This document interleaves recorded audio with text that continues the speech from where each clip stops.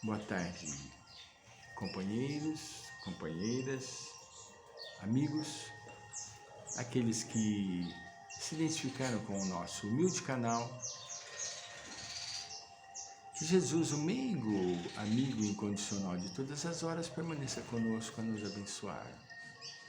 Estamos dando prosseguimento aos estudos, em particular de o livro O Homem Integral, de Joana de Ângeles, em parceria com Divaldo Pereira Franco. E a mensagem desta tarde intitula-se Comportamentos Neuróticos. Todos nós temos um pouquinho de neurose, isso não tem nem dúvida. Eu analiso, fico observando a minha própria pessoa, ali, olha aí, ó, olha aí uma posturinha neurótica. Ela inicia maravilhosamente. Produtos do inconsciente profundo a se manifestarem como comportamentos neuróticos, os fatores psicogênicos têm suas raízes na conduta do próprio paciente em reencarnações passadas, nas quais se desarmonizou interiormente. Nas obras de André Luiz, ele trata muito classicamente os projetos de reencarnação, os mapas, entende? Que nós traçamos para o nosso futuro reencarne. Colocamos detalhes para esta nossa existência, onde nós iremos passar e pagar o que nós fizemos, entende? Então, esses comportamentos, segundo Joana, possuem a gênese, tá lá, fatores psicogênicos lá no passado. Porque veja bem, a psique vai acumulando as histórias da nossa vida. Entende? Quando nós reencarnamos, nós trazemos a nossa psique recheada de conquistas de todas as espécies. Não pensemos nós, como diziam os antigos, que nós nascemos como se fosse uma tábula rasa, ou seja, um papel em branco. Não é assim, entende?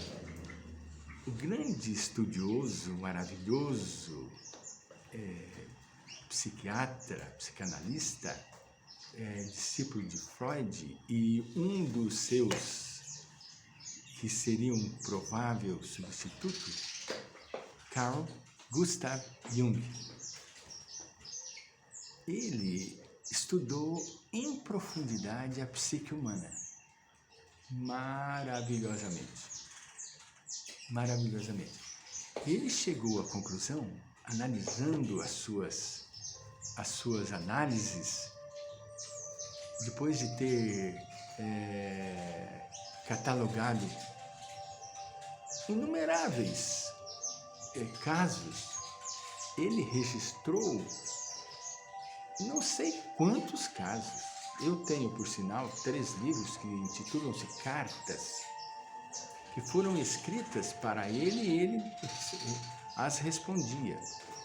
Entende? Maravilhosa a obra, né? São livros grossos. Ele foi quem conseguiu tocar esses problemas da nossa vida, que se encontram retidos lá no fundo da nossa consciência, entende? São fatores psicogênicos. Eu, como estava dizendo André Luiz, os mapas, nós traçamos as nossas necessidades. Traçamos. E Jung, com muita propriedade e inspiração, ele defendeu a tese com louvor, porque publicou o livro maravilhosamente, intitulado O Inconsciente Coletivo. Ele não poderia falar 20 casos sugestivos, 30 ou 100 casos sugestivos de reencarnação, como Ian Stevenson teve a coragem e publicou. O seu primeiro livro foi 20 casos sugestivos de reencarnação. Ian Stevenson. No Brasil nós tivemos Hernani Guimarães Andrade, também publicou Reencarnações no Brasil, mas o Jung, no seu século, não podia. Ele destruiria a sua profissão e teria uma perseguição incomensurável, porque vindo de uma família de pais completamente ortodoxos, né? A mãe espírita, o pai pastor, ele nasceu nesse meio.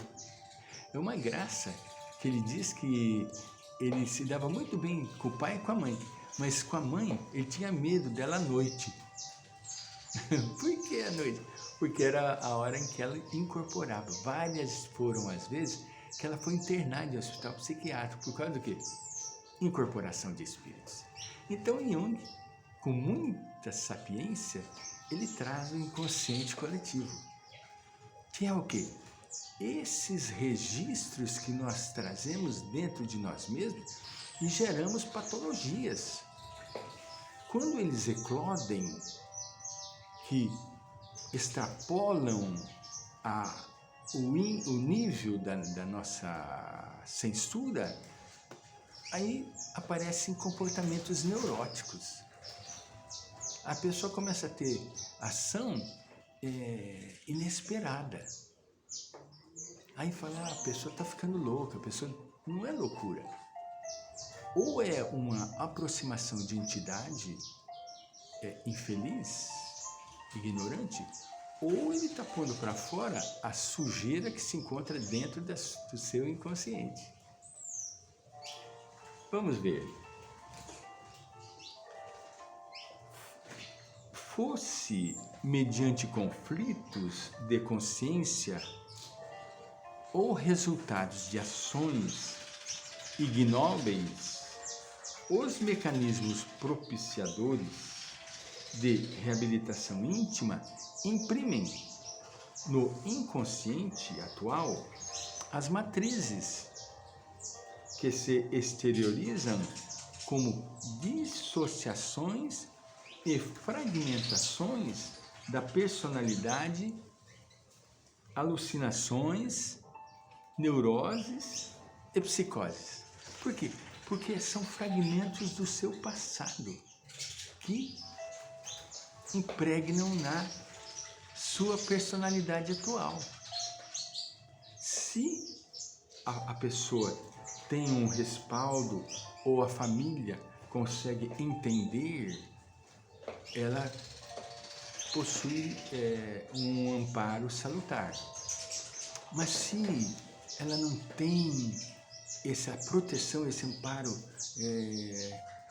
de espiritualidade, ela padece, acaba sendo internada, entende?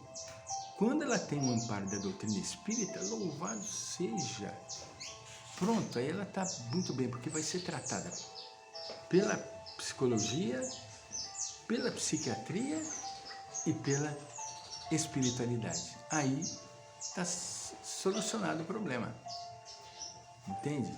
É o tripézinho. Problema psicológico, problema psiquiátrico, problema espiritual. Por que psiquiátrico? Porque muitas vezes a pessoa entra em estado de êxtase neurótico e precisa baixar um pouquinho a sua agitação. É onde entram os medicamentos abençoados. A ciência está aí pelas mãos de Deus para nos ajudar, né? Muito bem. Há personalidades, segundo Joana, neuróticas que, vamos um pouquinho antes aqui com respeito, os seres humanos têm as suas matrizes na natureza, com a qual devem manter um relacionamento saudável, ao invés de evitá-la. Sendo partes integrantes da mesma, não se devem alienar. Antes, buscar-lhe cooperação e auxiliá-la no intercâmbio de energias vigorosas, com o que sairão da gaiola particular, onde se ocultam e se acautela. As pessoas ficam receosas, porque começam a ver e falar coisas que os outros não entendem e não veem. Loucos, tem que internar. Não é o caso.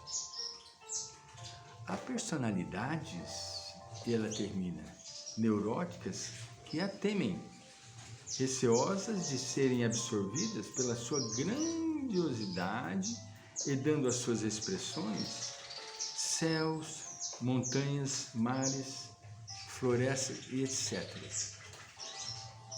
Determinados tipos de projeções humanas poderosas e devoradoras, assim anulam-na, matando-a no seu consciente através da negação da sua necessidade.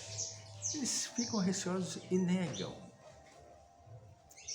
se fecham no mundo da sua, segundo dizem, da sua alienação, que não tem nada a ver com criaturas alienadas. Os comportamentos neuróticos são desgastantes, extrapolando os limites das resistências orgânicas que passam a somatizá-los, abrindo campo para várias enfermidades que poderiam ser evitadas. Eles desenvolvem patologias. Entende? Por quê? Porque vivem um mundo que ninguém compreende. Um mundo desgastante, porque só eles conseguem entendê-los. E nisso eles se isolam, se escondem, se fecham. Isso é triste, gerando uma série de patologias de longa duração. Tenhamos uma boa tarde. Obrigado pela vossa atenção. Permaneçamos juntos. Vamos continuar com os nossos estudos.